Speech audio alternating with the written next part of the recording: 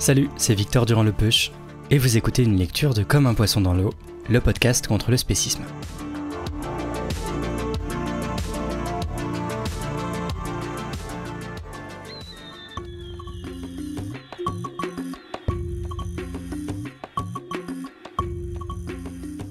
Dans l'entretien de lundi dernier avec Nora Boisouni, on a parlé des liens entre spécisme et patriarcat, et même hétéro-patriarcat. Il y a en fait beaucoup de féministes qui ont théorisé ce lien. On parle parfois de féminisme vegan, ou encore d'un certain type d'écoféminisme, selon les théoriciennes et les sources théoriques auxquelles elles puisent. Une des plus connues, et qu'on a déjà mentionnée à plusieurs reprises dans le podcast, c'est Carol J. Adams. C'est elle qui a forgé le concept de référent absent. L'idée que l'animal, l'individu qui a vécu, est complètement effacé dans le processus de sa transformation en aliment, qui en fait de la viande. Il est complètement réifié, chosifié, n'est que le produit final déjà dépecé et conditionné. En général, on ne voit pas son steak comme un animal mort, sinon on n'aurait pas très envie de le manger. C'est l'occasion de vous faire découvrir ou redécouvrir un peu de l'écriture de Carol J. Adams, et surtout de vous donner envie d'aller acheter et lire ses livres. Et c'est Julia Zufferet qui vous lit des extraits de La politique sexuelle de la viande, plus particulièrement du premier chapitre de ce livre.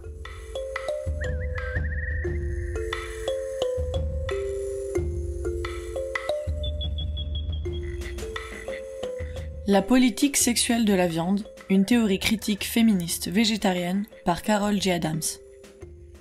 Chapitre 1. La politique sexuelle de la viande. Le règne de la viande. En temps de guerre, la politique gouvernementale sur le rationnement réserve le droit à la viande à l'incarnation même de l'homme mâle, le soldat. Alors que le rationnement de la viande s'appliqua à la population civile pendant la Seconde Guerre mondiale, la consommation carnée dans l'armée et la marine atteignit environ 2,5 fois celle de chaque individu moyen ne faisant pas partie des troupes. Russell Baker remarqua que la Seconde Guerre mondiale déclencha une folie du bœuf où chaque soldat américain putatif fut gavé à la riche chair de bœuf engraissé. À l'inverse des livres de cuisine à l'intention de la population civile qui chantaient les louanges des glucides complexes, ceux destinés aux soldats renfermaient maintes variantes de plats carnés.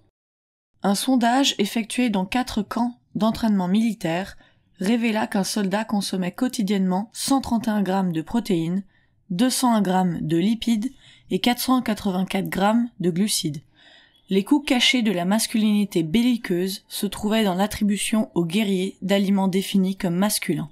Ce sont les femmes qui préparent la nourriture. La viande doit subir une cuisson pour qu'on la considère comme appétissante. Ainsi, dans une culture patriarcale, de même que notre culture accepte les besoins de ses soldats, les femmes se soumettent aux exigences alimentaires de leurs époux, particulièrement en ce qui a trait à la viande. Les féministes qui étudièrent les budgets de femmes au début du XXe siècle constatèrent qu'il est fort probable qu'une personne possédant force, sagesse et vitalité, ne menant pas cette existence dans ces pièces minuscules et bondées où la lumière et l'air manquent, ne se trouvant pas écrasée d'inquiétude, mais étant elle-même financièrement indépendante de l'homme qui gagne l'argent du ménage, pourrait employer les quelques shillings de celui-ci pour se procurer des aliments d'une valeur scientifique bien supérieure. Il est cependant tout aussi possible que l'homme qui gagne cet argent refuse absolument ces aliments scientifiques et exige le hareng et la viande auxquels il est accoutumé. Une discussion concernant l'alimentation en temps de guerre incluait cette parenthèse. C'était une chose, admire-t-elle, de démontrer qu'il existait de nombreuses solutions de rechange viables à la chair, mais c'en est une autre de convaincre un homme qui aime manger son steak. La prérogative mâle de consommer de la viande constitue une activité externe observable qui reflète implicitement un fait récurrent. La viande est un symbole de domination masculine. On a toujours considéré qu'un travailleur a besoin de viande pour en tirer sa vigueur. Une superstition exploite cette croyance. En consommant les muscles d'un animal puissant, nous accroîtrons notre propre force physique. Dans la mythologie de la culture patriarcale, la viande alimente la vigueur. On acquiert les attributs de la masculinité en se sustentant de ces nourritures masculines. C'est à cause de ce parallèle que des images de joueurs de football, de lutteurs et de boxeurs mangeurs de chair encombrent notre cerveau. Bien que des haltérophiles et des athlètes d'autres disciplines végétariens aient démontré l'inexactitude de cette analogie, le mythe demeure. Les hommes sont puissants, les hommes doivent être puissants, les hommes ont donc besoin de viande. Le concept de la viande incarne une évocation littérale du pouvoir masculin. La viande règne en souverain. Ce nom qui décrit la chair dénote le pouvoir masculin.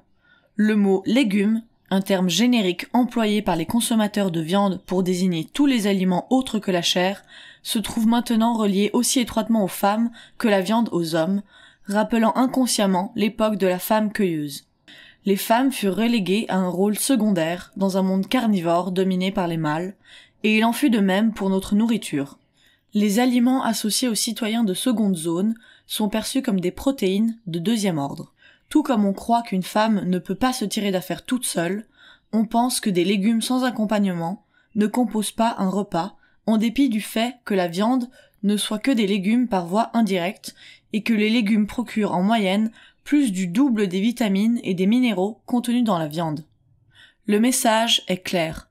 L'humble légume devrait se contenter de la place qui lui a été assignée et ne pas tenter de mettre fin au règne de la chair. Après tout, comment asseoir des aliments féminins sur un trône alors qu'une femme ne peut pas être roi ?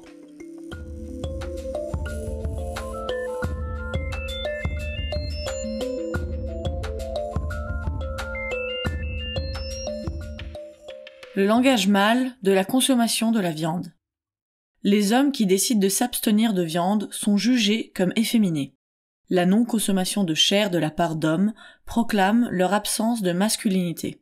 Le nutritionniste Jean Mayer a constaté que plus les hommes demeurent assis derrière un bureau toute la journée, plus ils veulent être rassurés quant à leur masculinité à travers la consommation de ces immenses pièces de viande sanguignolantes qui constituent le dernier symbole du machisme.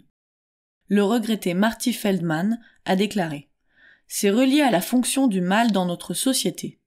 Les joueurs de football boivent de la bière parce que c'est une boisson d'homme et mangent de la viande parce que c'est un repas d'homme. L'accent est mis sur les portions pour hommes, les hero sandwiches, sandwich de héros, sandwich new-yorkais fait à partir d'une baguette.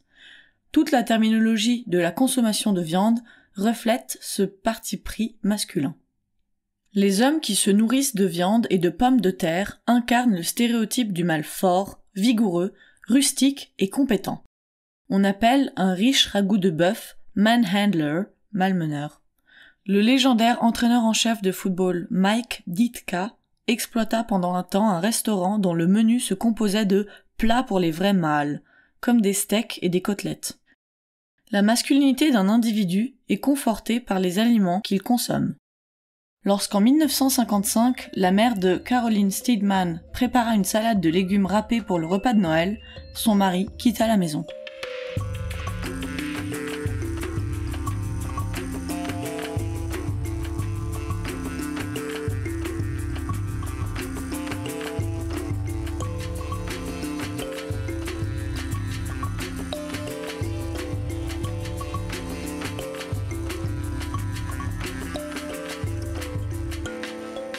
Le légume, symbole de passivité féminine ?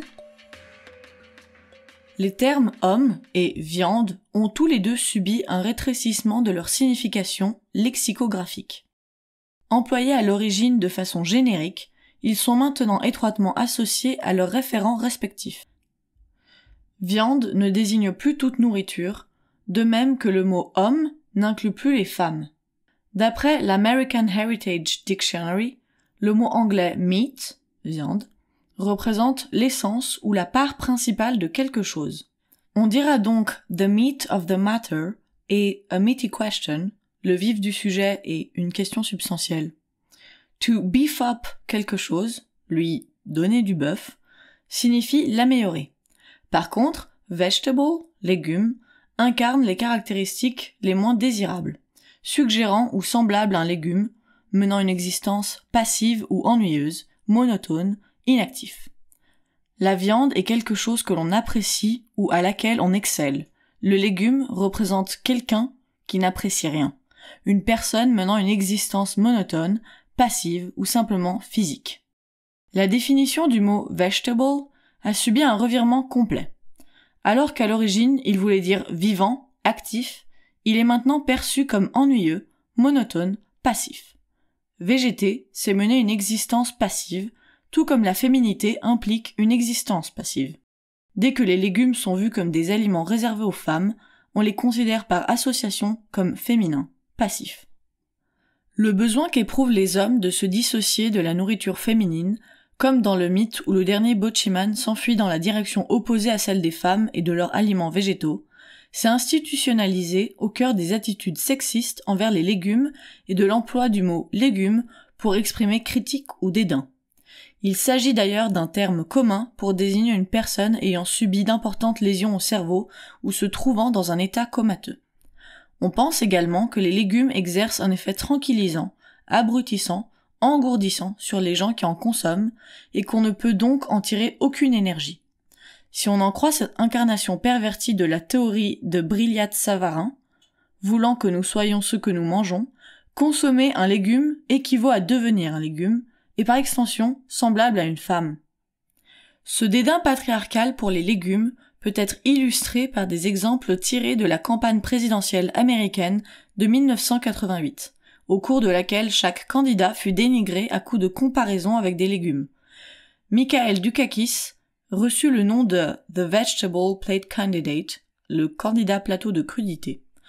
Northern Sun Merchandising mit sur le marché des chandails posant la question « George Bush, vegetable or noxious weed ?» Traduit « George Bush, légumes ou mauvaise herbe ?»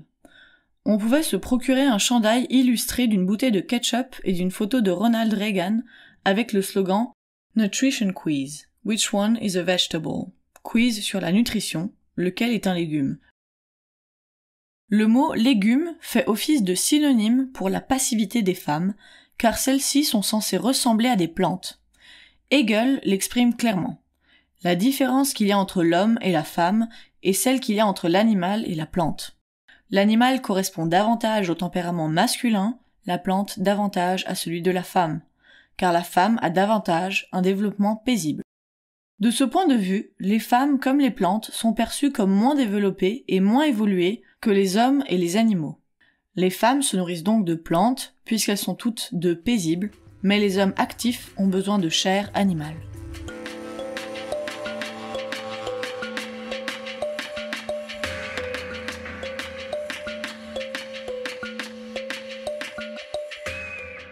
La viande, symbole du patriarcat.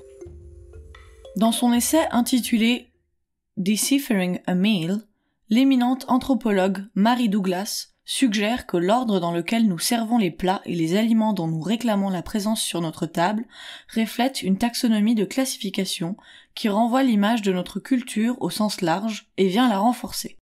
Tout repas se compose d'un ensemble de plats, chacun constituant une partie du tout et possédant une valeur attribuée. En outre, chaque plat fait son apparition sur la table dans un ordre précis. Le repas ne s'ouvre pas avec le dessert et ne se conclut pas avec la soupe. Chaque élément est perçu comme précédant le plat principal, c'est-à-dire la viande, ou lui succédant. Ce schème constitue une preuve de stabilité. Comme l'explique Douglas, le système ordonné que forme un repas incarne l'ensemble des systèmes ordonnés qui y sont associés. D'où le remarquable pouvoir de provocation d'une menace qui vise à affaiblir ou à brouiller cette catégorie. Éliminer la chair revient à menacer la structure de la culture patriarcale au sens le plus large. Marabel Morgan, une experte des méthodes que devraient employer les femmes pour se soumettre à tous les désirs masculins, nous avertit dans son livre « Les recettes de la femme totale ». Il faut agir prudemment lorsqu'on introduit des ingrédients perçus comme une menace. Je m'aperçus que Charlie semblait redouter certains aliments. Il jetait un regard soupçonneux dans mes casseroles, comme s'il craignait que j'y eût glissé clandestinement quelques grains ou plantes trop originales pour ses goûts plutôt classiques. Dans son roman « Les oiseaux d'Amérique », Mary McCarthy illustre par la fiction l'aspect intimidant pour un homme que peut avoir le refus de la viande par une femme. Miss Scott, une végétarienne, est invitée au domicile d'un général de l'OTAN pour Thanksgiving. Elle décline une part de dinde, provoquant ainsi la colère du général. Ne pouvant prendre ce refus au sérieux, puisque la domination masculine exige son rappel perpétuel dans chaque plat, le général remplit de dinde l'assiette de la jeune femme, puis recouvre de sauce les pommes de terre et la viande, en faisant ainsi une assiette profanée. La description par McCarthy des actions du général vis-à-vis de la nourriture reflète les coutumes guerrières associées aux batailles militaires. Il avait brandi la saucière comme une arme meurtrière dans un combat à main nue. Pas étonnant qu'on l'ait promu général de brigade. Voilà, du moins, un mystère d'éclairci. Le général persiste dans son comportement belliqueux et propose, après dîner, un toast en l'honneur d'un jeune homme de 18 ans qui s'est enrôlé pour aller combattre au Vietnam. Au cours de la querelle qui s'ensuit au sujet de la guerre, le général défend le bombardement du Vietnam par une question rhétorique. Qu'y a-t-il de si sacré chez un civil ? Ceci fâche le héros, forçant l'épouse du général à présenter ses excuses pour le comportement de son mari. Entre nous, c'est de voir cette fille refuser la nourriture qu'il a mis hors de lui. Je m'en suis aperçu tout de suite. L'attitude belliqueuse des hommes dans un tel contexte ne se limite pas aux militaires des œuvres de fiction. Les batteurs de femmes ont souvent employé l'absence de viande comme prétexte pour leurs gestes brutaux. Ce n'est pas le fait que les femmes ne servent pas de chair qui constitue le motif de la violence perpétrée à leur endroit. Les hommes dominateurs l'utilisent, comme ils le font d'autres facteurs, à titre d'excuse pour leur violence. Mais puisque les vrais hommes mangent de la viande, les agresseurs disposent d'un symbole culturel duquel tirer parti afin de détourner l'attention de leurs besoins de contrôle, comme le raconte une femme battue par son mari. Tout commençait quand il se fâchait au sujet de petites choses insignifiantes, une petite chose comme du fromage au lieu de la viande dans un sandwich. Une autre femme décrit son expérience. Voilà un mois, il a ébouillanté mon bras droit qui en porte maintenant la cicatrice. Je lui avais préparé un gratin de légumes et non pas de la viande. En devenant végétariens, les hommes s'opposent à un élément essentiel du rôle masculin. Ils optent pour les aliments féminins. Comment peuvent-ils oser faire cela ? Un homme qui refuse la viande est efféminé, une tapette, un PD. En effet, en 1836, les réactions au régime végétarien de l'époque, appelé grahamisme, dénonçaient que l'émasculation est le premier fruit du grahamisme. Les hommes qui choisissent de ne pas consommer de chair renoncent à un de leurs privilèges masculins. Le New York Times a exploré cette idée dans un éditorial concernant la nature masculine de la consommation carnée. Le type à la John Wayne, personnification du mâle mangeur de chair, a cédé sa place à un nouveau héros populaire plus vulnérable, comme Alan Alda, Mikhail Baryshnikov ou Phil Donahue, respectivement acteur, danseur et chorégraphe et animateur de télévision.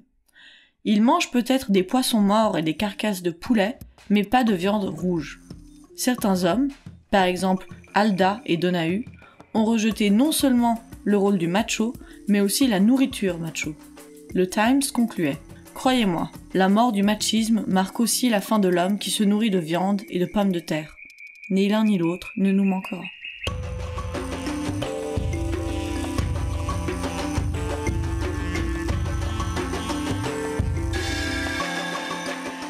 Épilogue. Le discours dominant, qui approuve la consommation de la viande, nous oblige à saisir la réalité, c'est-à-dire le fait que nous mangeons des animaux morts, puis à accepter, à ignorer, à neutraliser et à réprimer cette réalité. Que nous en coûte-t-il ? Quelles sont les implications de réprimer les réalités sur le référent absent dont la mort nous permet de manger de la chair ? Au sein d'une culture patriarcale, les femmes doivent encore faire face à d'autres problèmes. Nous avons été engloutis et nous engloutissons de notre côté. Nous sommes consommatrices et consommées. Nous sommes celles dont l'estomac n'entend rien, puisqu'il est dépourvu d'oreilles, et celles qui cherchent à être entendues depuis l'intérieur de cet estomac sans oreilles. Manger des animaux reflète et représente les valeurs du patriarcat. La consommation de viande réinscrit le pouvoir masculin à chaque repas. Le regard du patriarcat ne perçoit pas des morceaux d'animaux morts, mais des plats alléchants. Si notre appétit réinscrit l'ordre patriarcal, nos gestes face à la consommation d'animaux viennent soit incarner, soit remettre en cause cette culture dominante. Lorsque la chair constitue un symbole de la domination masculine, la présence de viande proclame l'impuissance des femmes.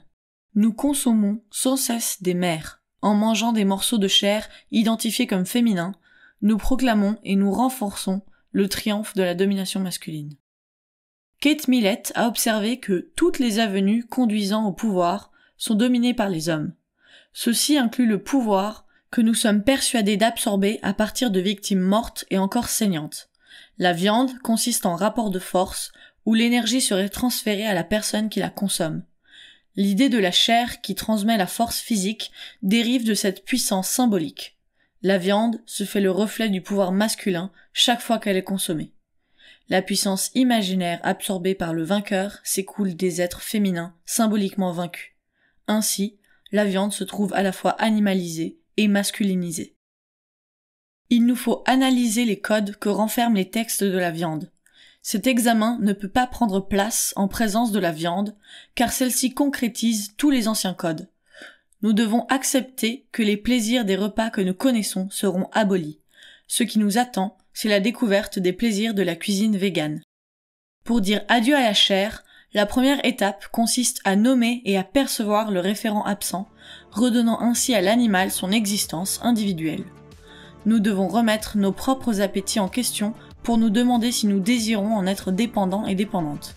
Nous voyons l'importance de ces appétits dans l'ordre patriarcal symbolique et comment ils pourront soit l'accepter, soit le contester.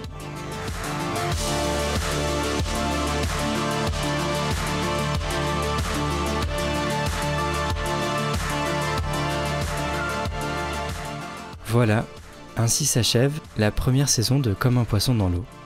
Première, mais pas la dernière, car j'ai déjà commencé à préparer la prochaine, et je vous promets toujours plus d'invités extraordinaires et de sujets importants dans la compréhension et la lutte contre le spécisme. Et prochain rendez-vous, parce que sinon c'est long tout un été sans se parler, je vous prépare pour bientôt un épisode spécial. Si vous en avez marre d'entendre toujours les mêmes arguments bidons contre le véganisme, ah mais la viande c'est bon, on est des carnivores, on a toujours fait comme ça, oui mais les carences, moi perso j'en ai marre, alors je vous propose un épisode avec tous les arguments contre le véganisme que je trouve les plus intéressants et stimulants. J'ai bien dit contre le véganisme. On verra si le véganisme est KO à la fin.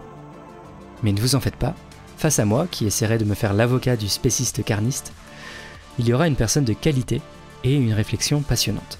Voilà, j'espère que vous avez hâte.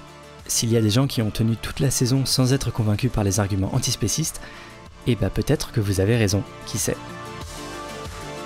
En attendant, vous pouvez continuer à faire vivre et même propulser le podcast en l'envoyant à vos amis, en le recommandant sur les réseaux sociaux et en laissant 5 étoiles sur Apple Podcast et Spotify.